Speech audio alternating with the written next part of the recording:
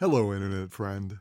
Today on Value Side, Why Manufacturing Left America. I'm David Ravel. Well, nearly a century ago, Austrian economist Joseph Schumpeter observed that capitalism has two fundamental processes, both construction and destruction. Not only are enterprises created, but some are destroyed. Furthermore, destruction may come from several different directions: a loss of customer, supply chain issues, or, as we'll see, from a lack of capital. Today we'll explore the story of how one of New England's premier businesses, one that employed 12,000 workers, was shut down by its owner, who had found better alternatives for its capital. This discussion is especially relevant now as President Trump seeks to revive some of those long-forgotten manufacturing businesses. Today, the story of Berkshire Hathaway, the textile mill that gave its name to one of the most significant conglomerates, and how Warren Buffett decided to close its doors. Well, it would be years before I learned that Berkshire Hathaway had been taken over by one of the premier investors of all time, Warren Buffett. Buffett had identified Berkshire as an undervalued company that made a worthwhile product. And at that time in his evolution as a portfolio manager, Buffett was renowned for buying what some on Wall Street labeled as cigar-butt companies that were not particularly attractive or scintillating, but produced positive financial results year after year. It was the type of investing that became known increasingly as value investing, putting your money with companies that weren't likely to grow to the moon, but also were not likely to lose money either. This conservative approach, focused on little-noticed backwater investments, was especially popular with investors who had just endured the dismal markets of the 1970s. It is a perspective that is almost incomprehensible to today's investors, entirely out of sync with the prevailing thinking on Wall Street, where nearly everyone's objective is to maximize profits. However, these old-line investors who had been through the fire, investing at a time when profits were scarce, but losses mounted quickly. They had seen a stock market that remained flat for a decade, having first surpassed the magic 1,000 level in 1966, repeated that level again in 1972, but remained below that peak until 1982, a decade without progress, a time when brokerage firms failed and mutual funds went out of business, and many investors forgot what profits were.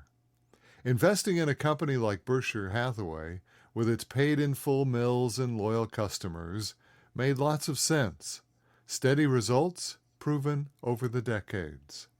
However, by the dawning of the 1980s, a new wind was beginning to blow across the country. In Washington this time was different. It was becoming fashionable to be successful, and it was suddenly acceptable to drive at full speed on the turnpike, to stay comfortably warm in winter, and to strive for wealth. The old thinking was retired, and with it ways of thinking concepts like stagflation were not to be heard again for a generation. President Ronald Reagan brought a new perspective, promoting the private sector, reducing taxes and regulation, and revitalizing the economy, particularly on Wall Street.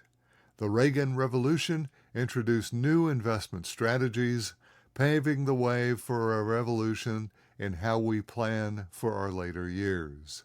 All of those retirement accounts that we now take for granted began then: the IRA, the 401k, the Keogh, and other investment accounts.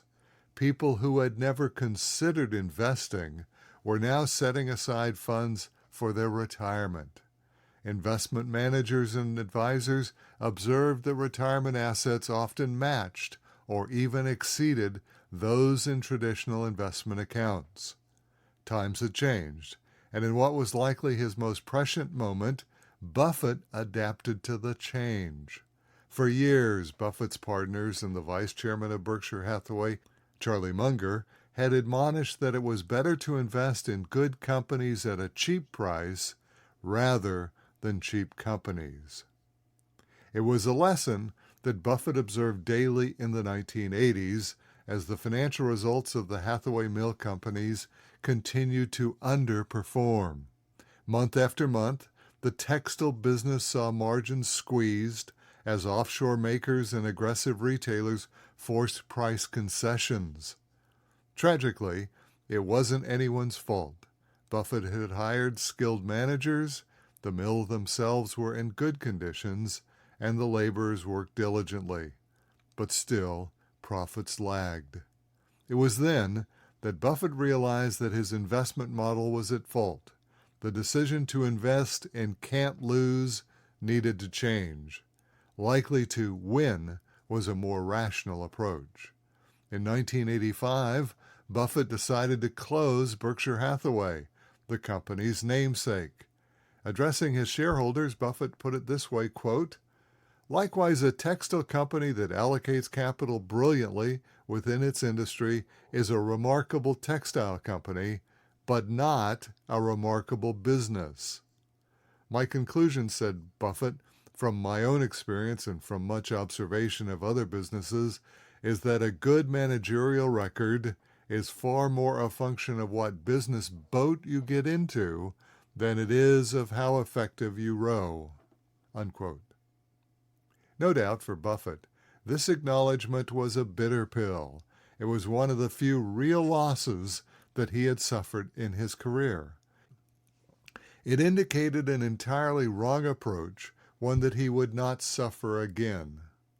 The closure of the old Berkshire Hathaway marked a secular transformation not only for investors, but for the American way of business. There was a time when textile mills of New England were at the very apex of industry and commerce, the source of wealth and income for the owners and the workers of the mills. But that time had come to an end, and Buffett now knew it. Capital is often the first to recognize a transition, and Buffett's move did not go unnoticed on Wall Street, where investors gradually fled the American textile business. Of course, the textile industry isn't the only field that has seen the outmigration of American capital.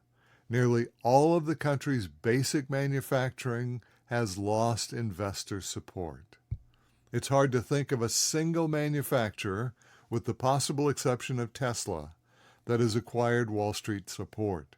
Indeed, entire industries, ranging from consumer electronics to basic household goods and low-price consumer items, are manufactured now overseas. Why? Although there are many factors contributing to this flight from the U.S., at least some of the reasons are that foreign capital, offshore investors, do not have the same investment criteria as we have in America. Along with Warren Buffett, we voted with our wallets decades ago, indicated that we wanted returns far above those of any conventional manufacturer. You need to look no further than the stock market to see where America puts its money. Today, this country has it all riding on the Magnificent Seven, the world's most expensive group of high-tech companies. Nearly 1 in every $3 invested in the stock market goes to the Mag 7. As a result of this focus, each Mag 7 company is currently valued at more than $1 trillion, a level first achieved by Apple Computer just 7 years ago. NVIDIA, the AI chip maker, currently has a market capitalization of over $4 trillion, a level 100 times greater than America's formerly dominant manufacturing company, Ford Motor Company. It should come as no surprise, then, with a surplus of capital, companies like Apple, Microsoft, Alphabet, Facebook, Amazon, Tesla, and NVIDIA, among others, will continue to expand and develop their products and services. However, it should be equally apparent that companies starved of capital, such as Ford, General Motors, and others, will likely suffer. Ultimately, capital has proven to be the decisive factor between success and failure for American enterprise. And to the extent that investors allocate capital away from some, as Buffett did for Berkshire Hathaway, and towards others, like the Mag 7, lies our economic future. Who can argue with Buffett's investment success? And that's today's Value Side. For all of our articles, references, and podcasts, visit valueside.com. I'm David Ravel. ValueSide is independently written and researched. The views expressed are strictly my own.